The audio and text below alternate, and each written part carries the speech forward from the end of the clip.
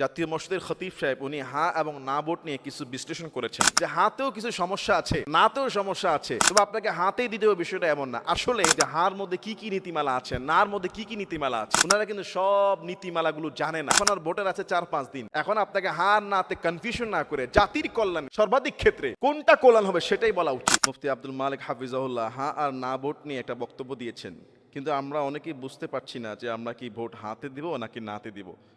যে দেখুন, আসলে চমৎকার একটা কথা বলা হয়েছে।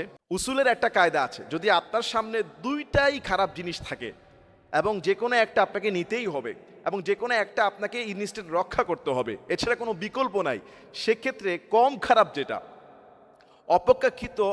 অপেক্ষাকৃত মন্দের ভালো যেটা, সেটাকে গ্রহণ করা উচিত। তা আমরা যারা আলেম ওলামা খতিব সাহেবরা আছি, আমাদের উচিত মুসল্লিদেরকে স্পষ্ট ধারণা দেওয়া। হ্যাঁ, যেই বিষয়টা হুজুর বলেছেন এইটা আসলে উচ্চ পর্যায়ে বলা দরকার, যে আপনারা হাতে এই নেগেটিভ দিকগুলো বাদ দেন বা নাতে এই দিকগুলো রাখেন। হাতে কি বলা আছে, নাতে কি বলা আছে, যদি আপনি নাও জেনে থাকেন কয়েকটা পয়েন্ট বলে আপনি বুঝবেন যে হ্যাঁ ভোটে যদি আপনি ভোট দেন তাহলে কেউ স্বৈর শাসক হতে পারবে না, ফ্যাসিস্ট হতে পারবে না। তাহলে এটা অনেক কল্যাণ না? হ্যাঁ ভোটে আপনি ভোট দিলে কেউ 2বারের বেশি প্রধানমন্ত্রী হতে পারবে না, এটা অনেক ভালো। হ্যাঁ ভোটে আপনি ভোট দিলে বিচার বিভাগ স্বাধীন থাকবে। হ্যাঁ ভোটে আপনি ভোট দিলে তত্ত্বাবধায়ক সরকার নিয়ে, ওই যে এক পক্ষ ক্ষমতা ছাড়লে নির্বাচনের সময় যে একটা ঝামেলা হয় কে হবে সরকার প্রধান, এটা নিয়ে ঝামেলা হবে না। তার মানে কি আপনি না ভোটে দিলে কি বিচার বিভাগ স্বাধীন থাকবে না? না ভোটে না দিলে স্বৈরশাসক তৈরি হবে। না ভোটে না দিলে ওই তত্ত্বাবধায়ক সরকার সময় আসলে একজন ওই ক্ষমতাসীন দলেই তাদের আন্ডারে নির্বাচন করে ফেলবে। এগুলো তো খুব স্পষ্ট কমন। হ্যাঁ ভোটে কিছু সমস্যা থাকতে পারে, কিন্তু মন্দের ভালোর দিক থেকে হ্যাঁ আর নার মধ্যে বাংলাদেশের সমস্ত পলিটিক্যাল পার্টির লিডাররা পর্যন্ত একমত হয়েছে। জনগণ, যারা গবেষক, যারা বিশ্লেষক, স্পষ্ট হ্যাঁ ভোটে আপনি ভোট দেবেন। হ্যাঁ ভোটে যদি আরও কিছু সংশোধন দরকার, সেটা উচ্চ পর্যায়ে করা দরকার ছিল আরও আগে, এখন না। এবং ভবিষ্যতে যারা গভর্নমেন্ট আসবে তারা করবে ইনশাল্লাহ।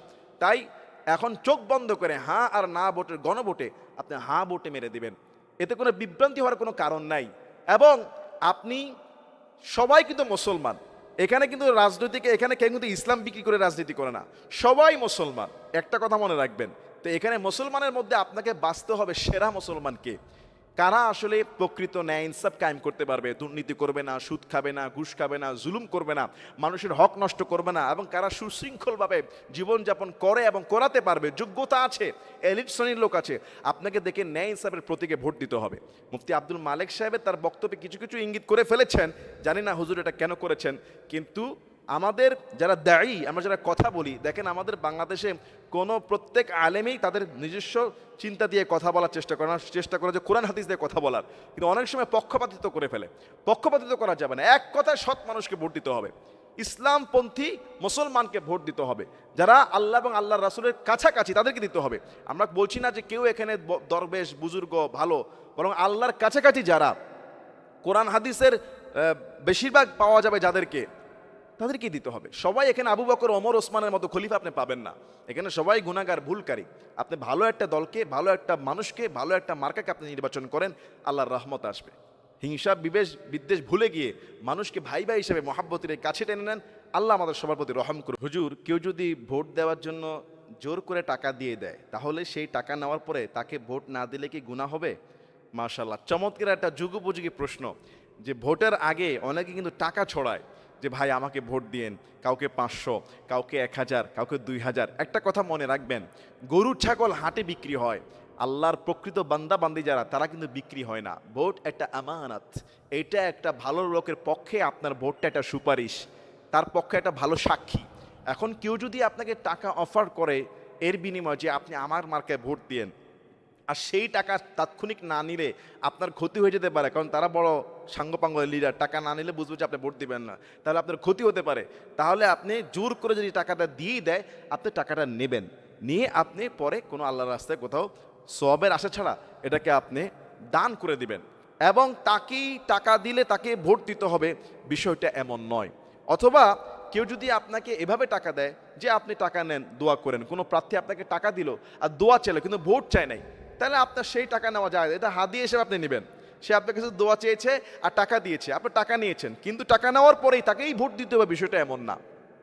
কেউ যদি কোনো কারণ ছাড়াই আপনাকে টাকা দেয়, কোনো প্রার্থী, আপনি টাকা গ্রহণ করতে পারেন, কিন্তু তাকেই ভোট দিতে হবে বিষয়টা এমন না। ভোট আপনি তাকেই দিবেন যে যোগ্য, যে সৎ, যার মধ্যে নেতৃত্ব দেওয়ার গুণাবলী আছে। যেই লোকটা আসলে, যেই জোট আসলে বা যেই দল আসলে যে বাংলাদেশের কল্যাণ হবে, মানুষের প্রতি ন্যায় ইনসাফ কায়েম হবে, এদেশের জুলুম বন্ধ হবে, দুর্নীতি লুটতরাজ বন্ধ হবে, তাকেই আপনি ভোট দিবেন। তবে মনে রাখবেন, ভোট দেওয়ার ক্ষেত্রে কখনোই নারী প্রার্থীকে ভোট দিবেন না।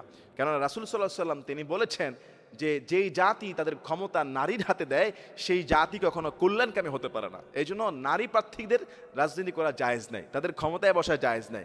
কোনো নারী প্রার্থীকে ভোট দিবেন না, যোগ্য একজন পুরুষ, নেককার, ফরেজগার, মুত্তাকি লোককে ভোট। মিজানুর রহমান আজহারি ভাই একটা ফেসবুকে স্ট্যাটাস দিয়েছেন, তারুণ্যের প্রথম ভোট ন্যায় ইনসাফের পক্ষে হোক। এই স্ট্যাটাসেও অনেকে বিরূপ মন্তব্য করেছেন, এটা দ্বারা আপনি কি বুঝবেন? দেখুন, আজহারি ভাই কেন, আমাদের সমস্ত স্কলারদের বক্তব্য একটা, যে আমাদের ভোট হবে ন্যায় ইনসাফের পক্ষে। সেটা তরুণ হোক, বয়োবৃদ্ধ হোক, নারী হোক, পুরুষ হোক, সবার জন্য। এখন যদি ন্যায় ইনসাফের পক্ষে ভোট দিতে বললে যদি কেউ এটাকে নেগেটিভ নেয়, বা কেউ যদি কারো গায়ে যদি এটা আগুন ধরে যায়, বুঝতে হবে হলো চূড়ান্ত দুর্নীতিবাজ। এবং ও যদি ওর গায়ে কথা নেয়, বুঝতে হবে যে ওর মধ্যে অপরাধ আছে, ওর কর্মীদের মধ্যে, ওর দলের মধ্যে এই অপরাধ আছে। অনেকেই ওনাকে অন্য অন্য মন্তব্য করেছেন, তবে বেশিরভাগই ওনাকে এই সমর্থন দিয়েছেন। আমি কয়েকটা কমেন্ট পড়লাম যে আপনি সুন্দর কথা বলেছেন। অবশ্যই অবশ্যই ন্যায় ইনসাফের পক্ষে তারুণ্যের প্রথম ভোট হবে, জুলুমের বিপক্ষে, আল্লাহর কোরআনের পক্ষে, হাদিবাইয়ের রক্তের পক্ষে। আমাদের ওসমান হাদিবাই, জুলাই যোদ্ধারা, জুলাই সৈনিকরা, তারা রক্ত দিয়েছে ইনসাফের জন্য, ন্যায়ের জন্য। নতুন করে কোনো জুলুমবাস, কোনো চাঁদাবাস, কোনো দুর্নীতিবাস, এখন যদি চাঁদাবাস বলে, দুর্নীতিবাস বলে, যদি আপনি যদি মনে করেন যেটা আমাকে বলেছে, তার মানে বুঝতে হবে আপনার ভিতরে চাঁদাবাজির, দুর্নীতিবাজির ঘ্রাণ আছে, অভ্যাস আছে। আমি তো নিচ্ছি না, আপনি তো নিচ্ছেন না। তাহলে ন্যায় ইনসাফের প্রতীক বললেও যদি আপনারা কারো কারো মনে কষ্ট হয়, কেউ যদি ভাবেন যেটা আমাদেরকে বলছে, তাহলে ধরে নেন যে আপনাদেরকেই বলছে। আর তারুণ্যের ন্যায় ইনসাফের পক্ষের ভোট বললে যদি কোনো দল বুঝেন, তাহলে বুঝতে হবে তাহলে সেই দলটাই ন্যায় ইনসাফ চায়। আপনার চিন্তাই বলে দিবে যে আপনি কেমন মানুষ। আপনি সুধারণা করেন, ভালো ধারণা করেন। সুধারণাও একটা ইবাদত, মন্দ ধারণা এটাও একটা গুনাহের কাজ।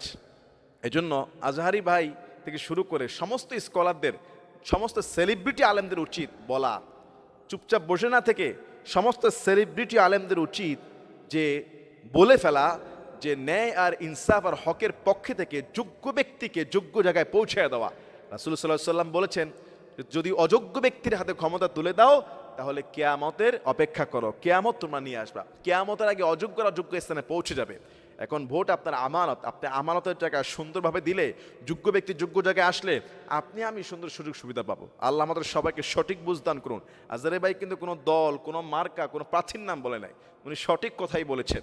এবং ওনাকে আমি দোয়া করি আল্লাহ যেন ভাইয়ের হিম্মতকে এবং সঠিক পক্ষে, হকের পক্ষে আরো বেশি বেশি কথা বলার তৌফিক দান করুন। আল্লাহুম্মা আমিন।